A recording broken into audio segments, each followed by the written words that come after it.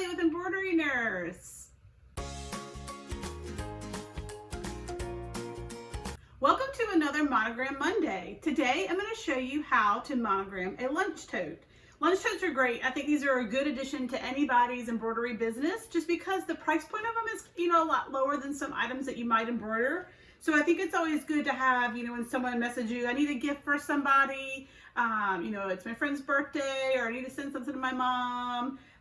It's just a really good lower price point personalized item. So the ones I'm going to show you today are from BUCKHEAD Betty. I don't know if you guys are familiar with BUCKHEAD Betties.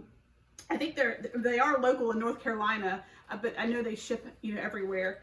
But I just love them. I love all the colorful prints that they carry. The only kind of downside a little bit to it is a lot of times, if I love this one and I go back to get more, they might not have them. So I found the stock to sometimes, change. They do have, popular prints, and they'll have a print that will come in a lot of different things. So it might come in the lunch tote, and then in the jewelry bag, and then in the bag you carry to the pool. So you can shop by print or color, and just find a lot of fun things. So what I also love about this is an insulated lunch tote, so that's important. But I love that it has this pocket on the outside because it's really easy to embroider when you have a multi-needle machine. I'm going to try to do something with these Monogram Mondays to help everybody, because I do know when you're starting your business out, you probably don't have two multi-needle machines that you're using to run your business. I'm showcasing my sweet little first embroidery machine. So I want to be able to show you how you can embroider certain things the easy way on some of the multi-needles, and then sometimes a more complicated way on a single needle. And it's true, it's more complicated. And that's one thing that I would love to share with people that are working with a single needle. When you master all the different things that, and just find creative ways to be able to embroider on, a flatbed single needle machine, when you can conquer those things, when you're able to, move up into the world of a multi-needle, you're going to be a pro, because you have to be so thoughtful and, just quick on the spot to figure out how certain things you can fit on a machine like this to be able to get a monogram or any embroidery work on them. So I want to make sure that I give you both options, because I know not everybody does work with, a multi-needle machine. So I'm going to try to give you, show you how you can do it on, a multi-needle, but also show you how to do it on a single needle. There are some things that honestly just don't work on a single needle that you can do on a multi-needle. Some things are super easy to do on a single needle. Some things, it's obviously a little bit harder. So I'm going to try, when I can, to show you both options depending upon what kind of machine you have at home. All right, let's get started. So this one I have right here, somebody ordered for their mom, and we are going to be putting the name Sonia on this in teal thread. And so just like I share all the time, I print out every single one of my templates, and I just cut it out because it has the grid line on there, so I can make sure that I center my items exactly where I want them on my particular item that I'm embroidering. And then also I use the laser to match up the center on the grid line once I put it on my machine. And if you don't have a laser on your machine, same thing. You just center right to where that needle is directly above the grid line.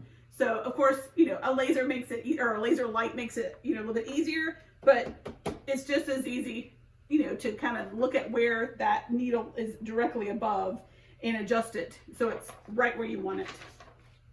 So I already cut out the name, so I'm going to get my measuring tape and just measure straight into the middle of this pocket here. So we'll go all the way across, and we'll go ahead and pin that location. So we are right here, and then I'm going to go up and down this way, and we'll go right there. Okay, so then I take that pin, match up my grid line, and place it exactly where I need it. So when I'm doing something like a tote bag, or any kind of bag of any sort, I'm definitely going to use sticky stabilizer on my fast frames. So If you have the ability to have fast frames, sticky stabilizer is perfect for this job. If not, use tearaway. That's also, you know, an option that you can use. I want to also show you how I have done a project with this sticky stabilizer. And so a way that I can save from buying so much of this stabilizer is I'm going to reuse this piece and just cover this hole, and you'll never know the difference when you're using it. So I'm going to take my stabilizer and I'm just going to cut a small piece right here, just about the size of what that last thing was that I monogrammed. And instead of, you know, having to cover the entire thing, I'm literally just going to cover what I've already used. So, I mean, it really does save you in the end from not having to use as much stabilizer. So you can see there, it's perfect for what I need. So with this, we're just going to slide it in place. And I also use the grid line here. There's a top midline, and I try to match it up with the center of the fast frame because it has a little notch in it. That way I know I'm right where it needs to be. The other thing that helps me as far as visualization is when I'm doing like a bag like this, I can really just line up the top of the bag with something so that I know that it is going to be straight and it's not going to be crooked. And then I will take some pins and put those in place. Now, if you have you know, a tote bag that doesn't have a pocket, then, you know, everything really would work just the same. But what I like about this is it doesn't take away from the integrity of the liner on the inside, since it is the insulated material. I've certainly monogrammed through a lot of insulated material bags that people will bring to me. And sometimes I question whether that, you know, changes the, I don't know, the function of the insulation, but, you know, the monogram normally looks fine and it probably seals it as it's monogramming. So you can see that that fits in there quite nicely. I try when I'm like out and about. I actually went to like a warehouse show with BUCKHEAD Betties, and I took my mom and we literally went through the whole show, walked, you know, the whole floor to try to figure out what would be the best items to monogram. And you really have to, you know, keep your eye open because there are certain things that doesn't matter what kind of machine you have, just don't work well for monogramming. Like there is not a spot to put the monogram that would look good. You know, some of the, like a jewelry case, I know there was one that was super cute, but there wasn't a spot where there wasn't an interior pocket that would be jeopardized. And I don't like to, you know, sew through things like that. Or I'll have people bring me, you know, like a Pottery Barn book bag or lunchbox. And literally if I was to, you know, monogram through it, it would monogram through like a mesh pocket. And it just doesn't seem like a good practice on my end. So I try to look really good for things that will monogram easily, so that it's not so hard on my end. But I have my fast frame in there. The arm will go just like that. We just slide it straight here on my machine. With the fast frame in place, and we'll start stitching. I'll show you what it looks like in just a minute, but super easy, you know, process. It doesn't take long, and I just think these are a really good addition to anybody's embroidery business. I also want to show you.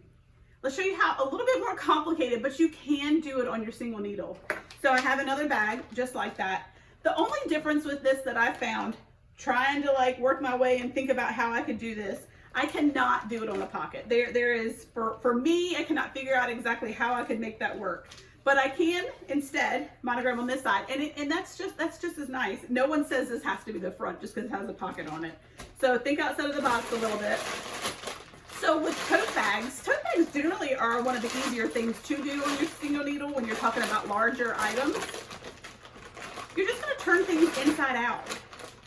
And if you can turn things inside out, then you can generally, the bigger the better, honestly, because you can slide it over the top of your machine. So the bigger, the better, because you know it's going to lift up and over the machine here. So like I have some really large beach totes that are, you know, honestly to me, pretty simple to monogram like this. This is going to hold this piece out of the way for you as it stitches down here. So it's not that hard.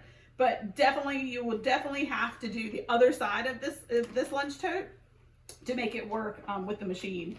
So you're just going to turn the machine on just like this. It's going to monogram through here. The one thing that I will say is a little more time consuming when it comes to a single needle is most of the time you kind of have to sit with the item and just make sure something doesn't catch that's not supposed to. But this is very simple. You can do it on a single needle or a multi-needle, whatever works best for you. So I hope this helps. I'd love for you to like this video, subscribe, hit those notifications so you can keep seeing all the fun Monday monogramming items and anything else in between. Hope you all have a great day. I'm going to show you the end product here in a minute, and we'll talk to you soon.